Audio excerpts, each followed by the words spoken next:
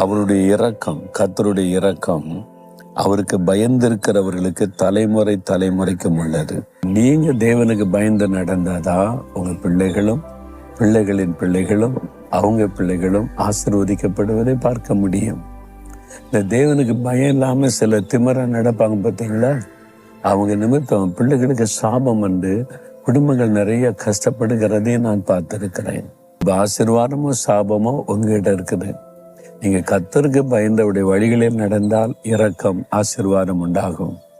நீங்க தேவனை விட்டு வெளிவிலகி தேவனை துக்கப்படுத்துகிற காரியத்தை செய்தா சாபம் தலைமுறை தலைமுறையை தொடர்ந்து விடும்.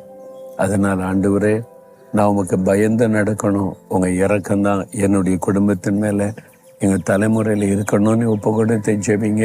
நீங்க உண்மையா ஒப்பு கொடுத்துட்டீங்கன்னா அவர் உண்மை உள்ள தேவனாய் இருந்து தலைமுறை தலைமுறைக்கும் ஆசீர்வாதத்தை நடத்துவார்.